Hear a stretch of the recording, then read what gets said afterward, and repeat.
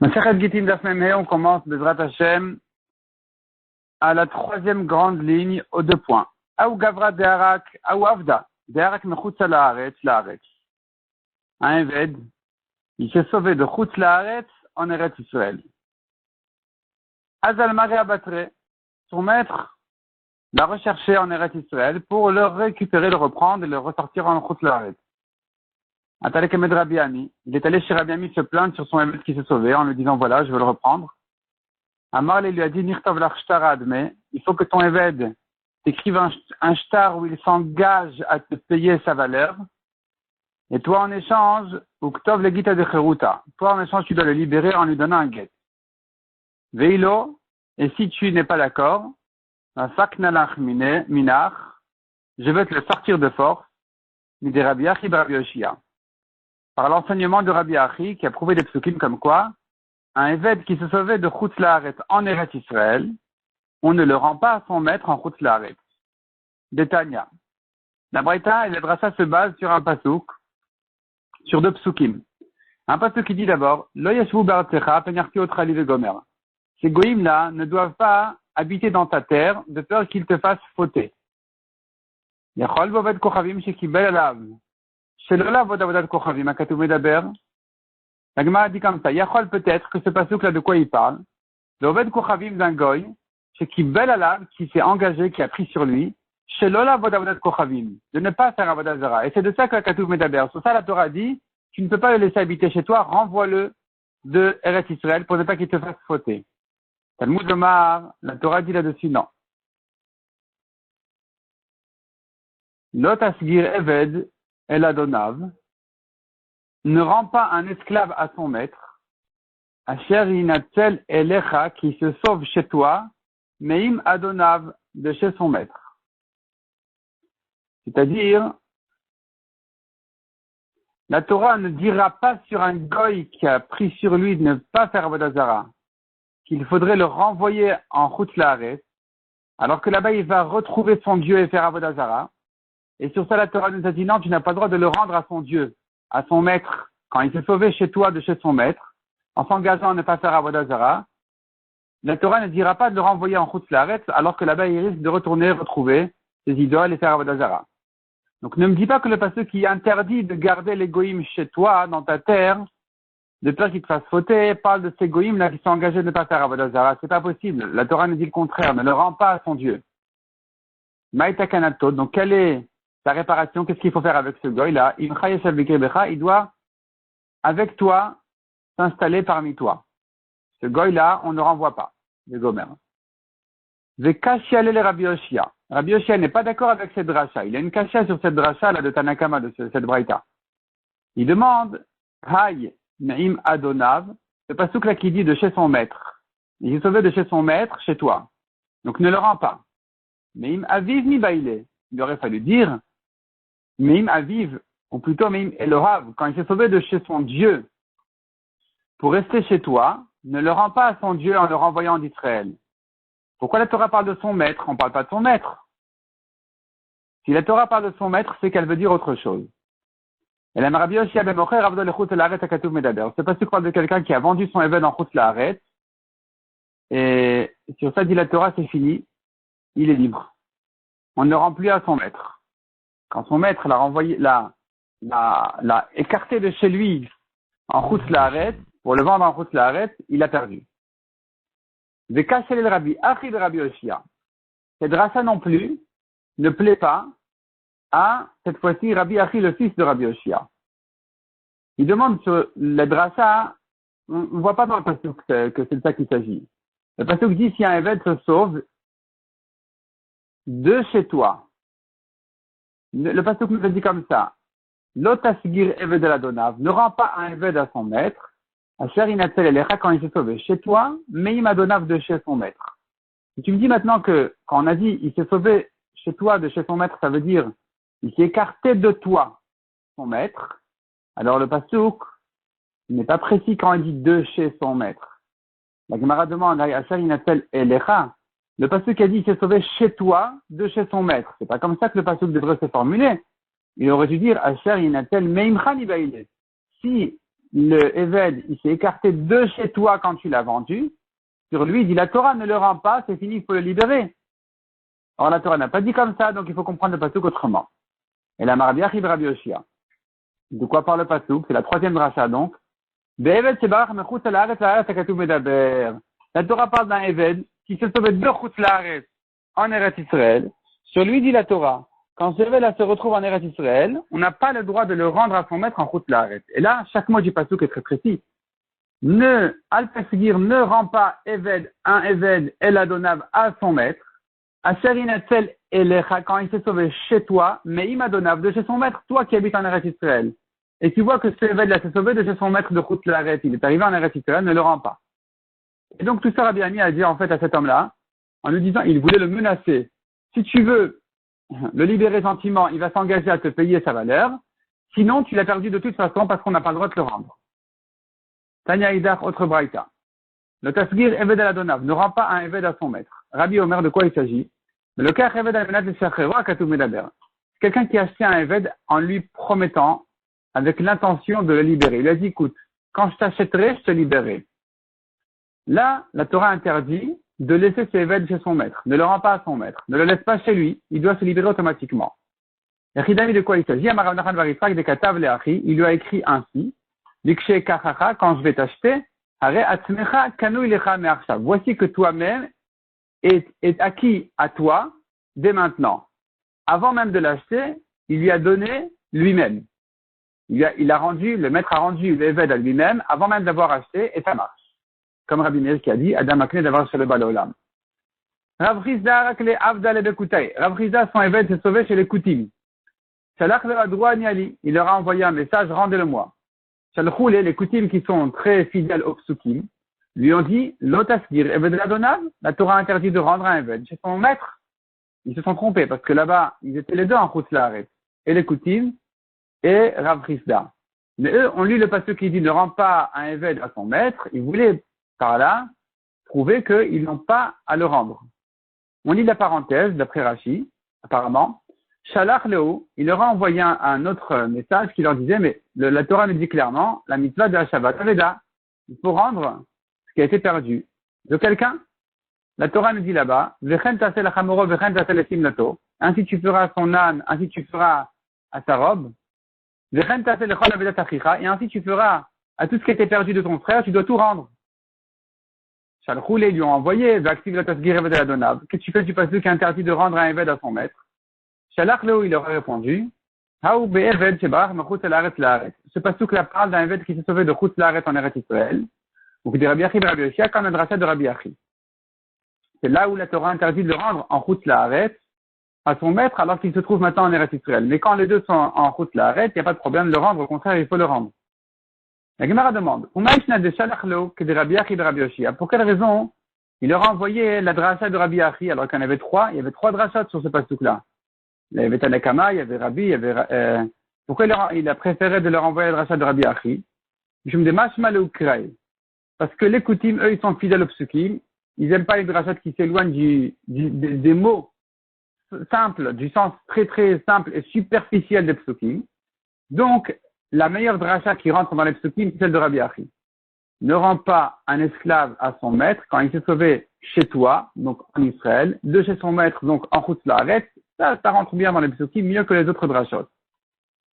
Abaya a perdu un âne chez les Koutim. Shalach Leu Shadrouali, il leur a envoyé, rendez-le-moi. Shalchou le Shlach Simna, il lui a envoyé, donne-nous un siman, que c'est ton âne et pas celui de quelqu'un d'autre. Shalach Leu, il leur a répondu, des chivra kirese. Son ventre est blanc.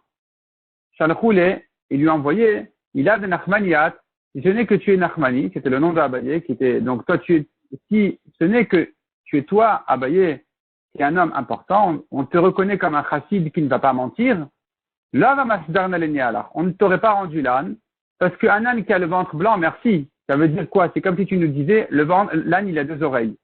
Est-ce que tous les ânes n'ont pas un ventre blanc? C'est pas un siman du tout. Mais si tu es convaincu que c'est le tien, tu ne mens pas, on te rend. Mishnah suivante, on ne rachète pas les prisonniers à plus que leur prix. Pour la réparation du monde. Parce que sinon les goïms ils vont kidnapper sans arrêt les juifs. Ils savent qu'ils pourront les vendre à des prix fous et qu'on va les racheter de toute façon. Donc, pour ne pas les encourager, on ne va pas les racheter à plus que leur prix. Deuxième halakha, de même dit la Mishnah, on ne va pas aider les prisonniers à se sauver. À nouveau, c'est une takana, pour la réparation du monde. C'est-à-dire que si on va les aider à se sauver, dorénavant, les kidnappeurs, ils vont adurcir les conditions des prisonniers. Ils vont les mettre en chaîne, ils vont les bloquer dans tous les sens, ils vont les embêter. Et donc, on ne les aide pas à se sauver. Rabban Shimon ben Gamliel Omer, Ibn Takanat Hashvuyin. Rabban Shimon dit, c'est pas que on craint les autres prisonniers de manière générale dans le monde, c'est qu'on craint les prisonniers qui sont avec celui-là qui s'est sauvé, donc on ne va pas l'aider à se sauver. Ibaya Léo, on a posé la question. Quand la Mishnah a dit on ne rachète pas les prisonniers à plus que leur prix, c'est la réparation du monde. Qu'est-ce que ça veut dire? C'est quoi le tikkun haolam ici? Est-ce que le tikkun haolam c'est mishum dorka de tibouraou? On ne peut pas peser sur le tibour avec des sommes astronomiques pour acheter des prisonniers. Odilma, ou bien la raison elle est, mishum de l'oligrebu velay tout fait, pour ne pas que les goïms ils aillent kidnapper encore d'autres juifs en sachant qu'on va les racheter à tout prix. Tashma. Bien écoute, de Levi Bardarga par calibraté, Levi Bardarga a racheté sa fille, Bitlesar Alfedin Rezav, pour 13 000 dinars d'or. Donc tu vois que le problème n'était qu'un problème de ne pas peser sur le tibour. Si le père il est riche, il peut racheter à tout prix, il n'y a pas de problème.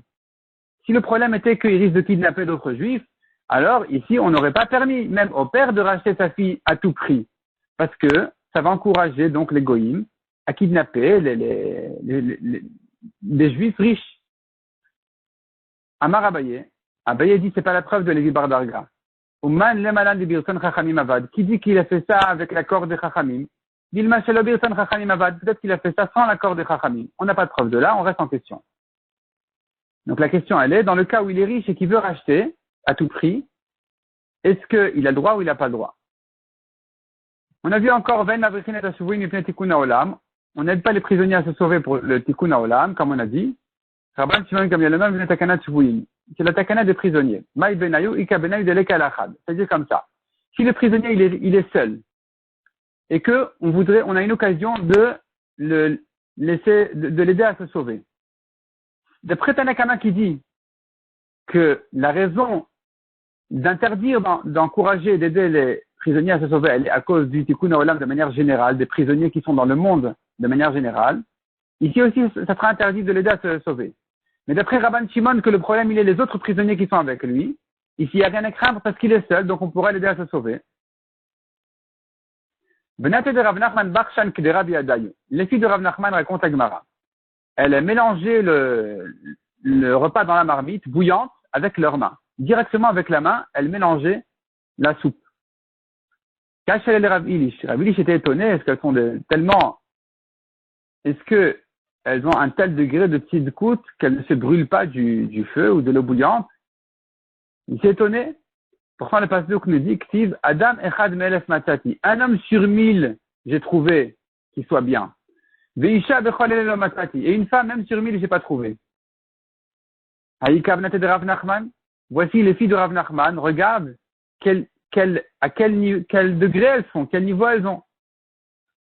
Garmalo Milta Vishtavian. Garmalo Miltan Vishtavian.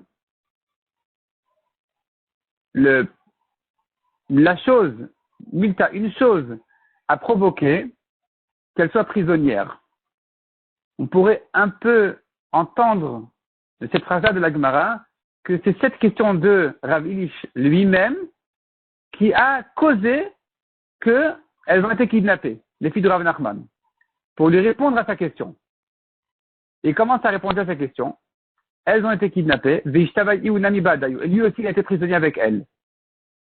Yom Achad, un jour, Havayativ Gabea ou Gavra était assis à côté de Rav Ilish, un homme, d'Avayada Belishna de Tzipore, qui connaissait la langue des oiseaux. Ataour va avec Akarile. Un corbeau est venu et il criait. Amar le Maïke Amar. Rav Ilish a demandé à cet homme-là, qu'est-ce qu'il dit? Interprète-moi ce que dit le corbeau. Amarle, il a répondu, Ilish brach, Ilish brach. Le corbeau dit, Ilish sauve-toi, Ilish sauve-toi. Donc, pour dire qu'il avait une occasion, Ravilish, de se sauver sans qu'on l'attrape. Amar, Ravilish a dit, Urva Shikraou, le corbeau c'est un menteur. Le Samir Naale, je ne lui fais pas confiance. C'est un oiseau pas cachère, je ne lui fais pas confiance. Adéachi, entre-temps, Atayona, Vekakaria, une colombe est venue, et elle criait aussi. Amar Lemaïke Amra, il a demandé, Ravilish, à l'interpréteur, qu'est-ce qu'elle dit? Amar lui a répondu, Ilishbrach. Elle aussi, elle dit, Ilish sauve-toi. On demande comment il a fait confiance à ce goy-là qui a interprété les oiseaux. Peut-être que lui aussi, il mentait. En réponse, je pense que le goy ne connaissait pas le nom de Ravilish. Donc, quand Ravilish a entendu que le goy prononçait son propre nom à lui-même, il a compris que c'était la vérité. Alors, quand il a entendu cette fois-ci le message de la colombe, Amar, il a dit, Knesset Israël Kiona Metila. L'Assemblée d'Israël est comparée à la colombe. Donc, je peux faire confiance à la colombe. Shmamina mitrachish linisa. J'entends de là qu'un miracle va se faire pour moi. Amar, il a dit, Ezil Arzeb Nate de Rav Nachman. Je vais voir qu'est-ce qui se passe avec les filles de Rav Nachman. Yikaiman Bemnutayu, si elles sont encore fidèles à leur mari, à Adrinou, je vais les ramener aussi. Qu'elles se sauvent avec moi. Comment il peut savoir? Amar, il s'est dit comme ça. Neché, les femmes, Kolmine de Hitleu, tout ce qu'elles ont à parler, toutes leurs histoires qu'elles se racontent et qu'elles se prennent conseil les unes chez les autres, Sadran Nada de la bête à kisser. Elles arrangent tout ça aux toilettes. Aux toilettes, c'est l'endroit où elles se parlent, parce qu'à l'époque, les toilettes étaient ouvertes et qu'il y avait donc une takana que les femmes se parlent aux toilettes de manière à ce que les hommes ne rentrent pas. Donc il s'est dit, je vais écouter là-bas de quoi elles parlent, et là-bas, je vais entendre si elles sont fidèles à leur mari ou pas. Qu'est-ce qu'elles se disent? Shaminu de Keamran, Ravilish a entendu donc les filles de Rav Nachman qui se disaient les unes aux autres, des Gouvrin. Ceux-ci, les goïms, les kidnappeurs, sont nos maris. Les Nardais et Gouvrin. Et les juifs de Nardéa étaient aussi nos maris.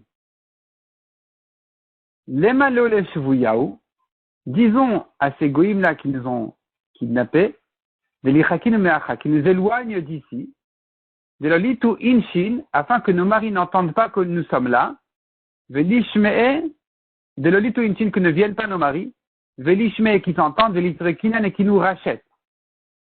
Ravilish a compris de là qu'elles ont trompé leur mari. Et donc, il a décidé de les laisser là-bas, en prison, et ne pas les aider à sortir. Il a compris donc qu'elles se laissaient aller avec les goïms, les kidnappeurs. Kam Arak, il s'est sauvé. Ravilish, il s'est levé, il s'est sauvé. Ata Ihu Ve'au Gavra. Il est parti donc lui-même Ravilish, et cet homme-là qui interprétait la langue des oiseaux. L'Edidé Itrachish Lenissa, lui-même Ravilish, lui a été fait un miracle. Avar Bemabra, il a pu traverser le fleuve, et donc ça y est, on ne pouvait plus le rattraper. Ve'au Gavra, alors que l'autre homme, Ashkachoua, ils l'ont trouvé, les goïms, Vekatloua, ils l'ont tué. Ki Hadran Ve'atan, Amar, quand les filles de Rav Nachman sont revenues, il a dit, Havuka Barshan Kidra Bekshafim. Apparemment, elle mélangeait la soupe, Bekshafim, avec des sorts. C'était des sorcières, c'était pas des tadikotes, c'était des sorcières au contraire. Mishnah suivante, Venokrin Sfarim, Tfilin Mezuzot, Minavde Kochavim. On ne rachète pas des Tiferet Torah, des Tfilin et des Mezuzot, des Goïm, Yoter Al-Kdedmen, plus que leur prix. On tourne la page, Mipne Tikkun Haolam, pour la réparation du monde, pour ne pas qu'il s'encourage à voler davantage. Ou bien, comme on a dit, pour ne pas peser sur le tibour. Amar le Ravoudia le Ravashi. Yeter Al-Kdedmen ou de Al-Nokrin. On déduit de la Mishnah, plus que leur prix, on ne rachète pas. Habir Kdedmen Lokrin, mais à leur prix, on peut lui racheter. Shmamina, entends-de-là. Sefer Torah Shinimta Biadovel Kochavim Korinbo. Un Sefer Torah qui se trouve chez un goy, il est cachère, on peut lire à la Torah dans ce Sefer Torah. Puisque tu me dis qu'il faut le racheter et qu'on le rachète, donc, j'entends de là que c'est un bon Sefer Torah. La Gemara dit non, Dilma Lignoz. Peut-être que dans le doute, on le met à la Gnisa, on le rachète au cas où il est cachère, on le met à la Gnisa au cas où il ne l'est pas, et il faut donc le racheter. C'est pas la preuve qu'il est cachère. Amar Rav Nachman Aksinan, on a appris, on tient. Sefer Torah Shiktavomin, il s'arrête. Un Sefer Torah qui est écrit par un homme qui est très attaché à la Avodah Zara, on le brûle. On brûle donc le Sefer Torah. Peut-être l'homme aussi, mais en tout cas ici on parle du Sefer Torah. Ktavovad Kochavim Iganez. Un goy qui a acheté un Sefer Torah, on le met à la Gnisa. pas le goy, le Sefer Torah. Nimtza beyad min, si on ne sait pas que c'est le min qui a écrit le Sefer Torah, mais on a trouvé chez lui un Sefer Torah, Yiganes, dans le doute, on le met à la Gnisa. Nimtza beyad ovel kochavim, si on a trouvé un Sefer Torah chez un goy, Amrela Yiganez, ve Amrela Korinbo. Il y en a qui disent de le mettre à la Gnisa, d'autres qui disent on peut lire la Torah. Parce que même le goy lui-même, il n'est pas très attaché à la Vodazara. Donc même si on savait que c'était lui qui l'avait écrit, on aurait mis le Sefer Torah à la Gnisa. On ne l'aurait pas brûlé. Parce qu'on n'aurait pas dit, il a écrit le Sefer Torah pour la Vodazara, avec l'intention de la Vodazara. Ça, c'est que le curé qui est attaché à la Vodazara qu'on dit ça. Mais ce goy simple, on ne dit pas ça. Maintenant, celui-là, on ne sait pas si c'est lui qui a écrit le Sefer Torah, on sait que c'est trouvé chez lui. Alors là-dessus, nous avons une marloquette, est-ce qu'il est cachère ou bien on le met à la Gnisa. Sefer Torah, chez Ktavo Bet Kochavim. La Gemara reprend le cas d'un Sefer Torah qui a été écrit par un goy. Qu'est-ce qu'on en fait? Tanechada Yitzaref, Vetania Idach Iganez, Vetania Idach Korilbo. 3 braïtot en sont en marloquette. Une dit on le brûle, une dit à la Gnisa, l'autre dit il est cachère. Le Kashia. La Gemara nous ramène 3 Tanaïm, comme qui pense ces 3 braïtot. Ade Tanya Yitzaref Rabbi Lezer Ide Amar. La vérité qui a dit de brûler le Sefer Torah, elle va comme Rabbi Lezer qui a dit, Stam Archevet Ovad Kochavim, la Vodat Kochavim. En général, la pensée d'un goy, elle est pour sa Vodazara. Donc, je suppose que le Sefer Torah a été écrit pour la Vodazara, on le brûle. Vadetania Iganez, Aitanaou. La Braïta qui a dit de mettre à la Gnisa, elle va comme ce Tana qui a dit. Detani Ravam Nuna, Bere de Ravam Ipashrunia. Sefer Torah, Tfilin, Mezuzot, Shektavan. Un Sefer Torah, des Tfilin et des Mezuzot qui ont été écrites par Massour, quelqu'un qui dénonce les Juifs au Goïm, ou bien Oved Kochavim, un goy, Ve'eved, un esclave, Isha Katan, une femme ou un enfant, juif, Ve'kuti, un kuti, Ve'Israël Moumar, ou un juif qui ne pratique pas les mitzvot, Psoulin. Tout cela sont Psoulin. Chez Neymar Ukshartam, Urtavtam. La Torah a dit, tu les attacheras, les tfilin, et tu les écriras. En parlant des mezuzot. Mais en tout cas, on apprend de là qu'il faut comparer celui qui met les tfilin, qui les attache sur lui-même, à celui qui les écrit. Tout celui qui pratique la mitzvah des tfilin, il est cachère pour les écrire. Mais tout celui qui ne peut pas, tout celui qui n'est pas dans la mitzvah d'attacher de mettre les tfilin, n'est pas cachère pour les écrire. Donc de là, je comprends que tout cela, ils sont psulim. Celui qui a même un juif qui dénonce les juifs au goïm, c'est quelqu'un qui a jeté toutes les mitzvot. Un goy, bien sûr. Un éved ne met pas les tfilin. Une femme non plus. Un enfant non plus. Un kouti, un Israël qui n'est pas pratiquant. Tout cela sont pas seuls pour écrire des tfilin. Donc ça, c'est la braïta qui dit de les mettre à la gnisa. Vadetania Korin, bon, la braïta qui dit que c'est cachère quand c'est écrit par un goy. Alors, il s'agit d'un cas spécial et selon un Tana précis. De quoi il s'agit? Aïtana ou de Tanya. Ça va comme ce Tana qui a dit dans une braïta. Le krin sfarim minavde kochavim bechol makom. On achète des Sefer Torah des goïm de partout. Ou bilvad shiuk tuvin kilchatan, à condition que ce soit écrit correctement. On m'a fait boved kochavim echad betidan. Shaya kotev sfarim. Il y avait un goy dans la ville de Tidan qui écrivait des Sefer Torah. Viti Rabban Shimon Megamiel ikar mimenu. Rabban Shimon a permis d'acheter de lui les Sefer Torah. Il écrivait correctement, c'était un bon sofer. Un bon sofer. Il écrivait Monsieur François le Goy, écrivait des Sefer Torah très jolis. Rabban Shimon a dit, il est cachère. La Gemara demande de Rabban Shimon Gamliel. Qu'est-ce qu'il pense? Il boud l'ishman baï. Lui, il nous a dit ailleurs qu'il faut absolument que ce soit travaillé le parchemin pour la mitzvah. Ksiva l'ishman baï. Est-ce que l'écriture ne doit pas être pour la mitzvah? Tu peux compter sur un goy. Tu dis que c'est cachère. Détania. Comme on voit dans une braïta. Tipan Zav, s'il a mis de l'or sur les boîtiers de tfilin, ou qu'il a mis dessus la peau d'un animal pas cachère, psulot. Ce sont des tfilin psulim. Par contre, or bemate orak sherot. S'il a mis la peau d'un animal cachère, alors les tfilin sont cachères. Même si ça n'a pas été travaillé pour la mitzvah, en leur nom. Rabban Shimon Gamliel Omer, d'après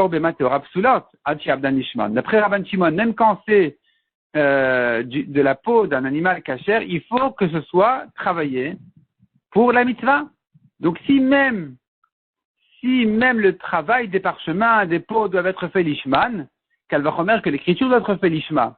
Et comment tu peux compter sur un goy dessus et dire que le goy il est kasher? Je réponds à la Gemara, non, c'est pas un goy.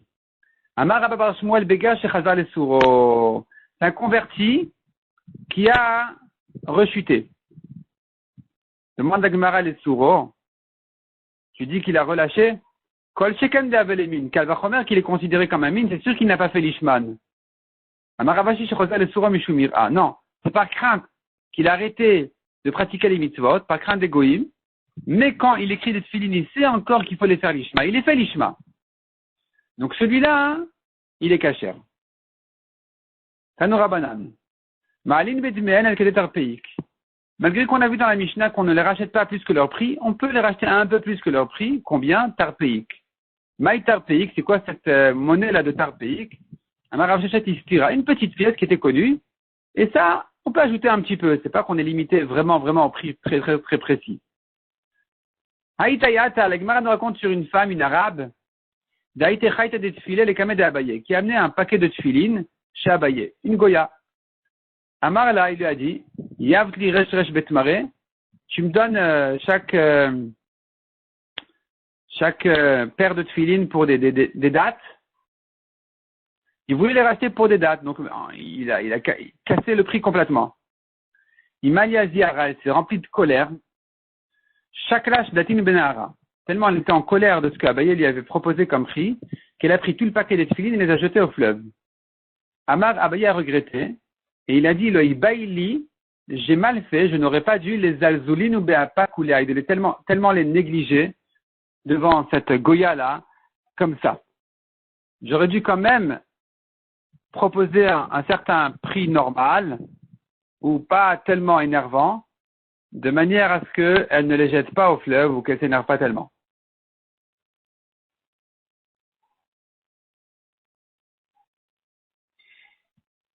Mishnah suivante, à moitié, Ishto Mishum Shemra lo yachzir. Celui qui a divorcé sa femme, parce qu'elle avait une mauvaise réputation, comme quoi elle avait trompé, et on lui dit donc qu'il n'aura plus le droit de la ramener. Interdiction, il ne pourra plus se remarier avec elle. De même, Mishum Neder lo yachzir.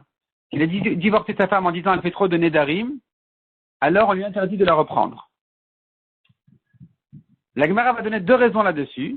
Une raison, c'est parce que si tu lui permets de la reprendre, alors demain elle va se remarier, et voici qu'il s'avère que les mauvaises réputations étaient mensongères, que le neder a été annulé.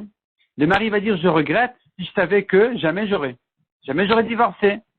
Donc quand il va dire sur son mari, sur le deuxième mari, qu'il n'a pas le droit de rester avec sa femme, puisqu'il annule le divorce, et les enfants de ce deuxième mariage-là sont des mamzerim, alors on lui dit depuis le début, écoute, sache, si tu divorces à cause de ça, sache que tu n'auras plus le droit jamais de la reprendre.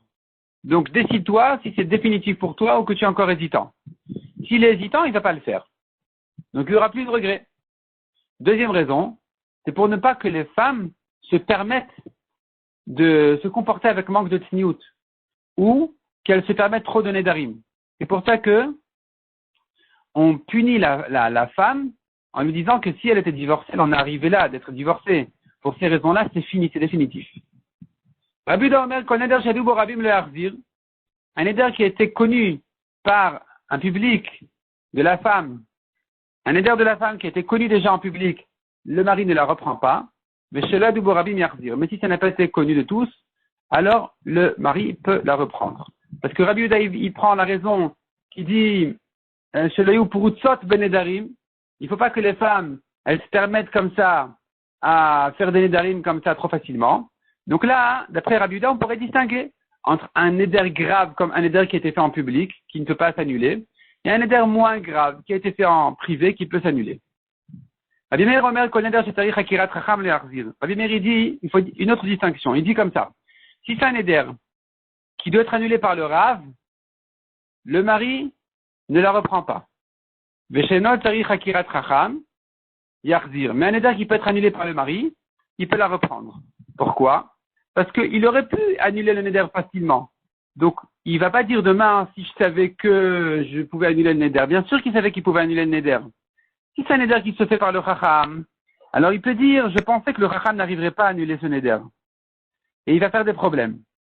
Rabbi Meir lui pense comme la raison qu'il a dit, on craint que le mari, il va regretter.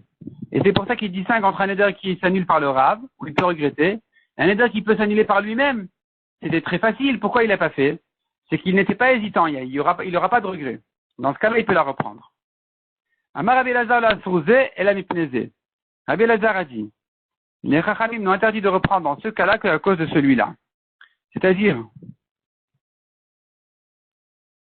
lui, il pense au contraire. Il pense que un éder qui est annulé par le Rav, c'est sûr qu'il n'y a pas de regret. Il pourra jamais dire si je savais que le Rav allait lui annuler le néder, j'aurais pas divorcé. Parce qu'on lui dira, un homme ne veut pas envoyer sa femme chez le Rav. C'est pas normal qu'une femme se tourne chez les Rabbanim pour demander de lui faire Atarat Nedarim. Donc ne nous raconte pas d'histoire que si tu savais que le Rav lui aurait annulé, tu n'aurais pas divorcé. C'est pas vrai.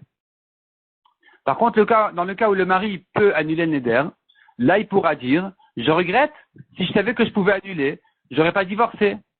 Malgré tout, on lui a interdit de la reprendre dans ce cas-là.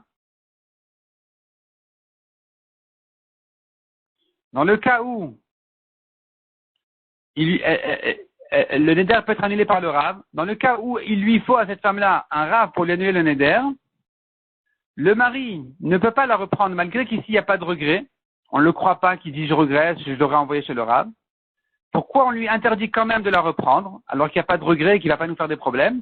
À cause du néder que le mari peut lui annuler, où là il pourra lui dire je regrette, je lui aurais annulé si seulement je savais. Et donc finalement d'après Rabbi Elazar, de toute façon dans tous les cas, il ne reprend pas. Rabbi Elazar. Amar Rabbi Yehuda Maseh Tidan Be'echad Shamar Leishto.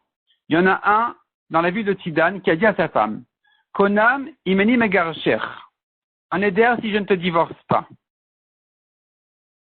Vegirsha, il a divorcé. Ve'etiru lo chachamim shachziren, et les chachamim lui ont permis de la reprendre. Du pnei tikkun olam pour la réparation du monde. Toute cette phrase-là sera bien expliquée dans la Gemara. Comme le dit Rashi, Mefaresh Bigmara, Bigmar Mefaresh, donc on verra tout ça, Bezrat Hashem, dans la Gemara.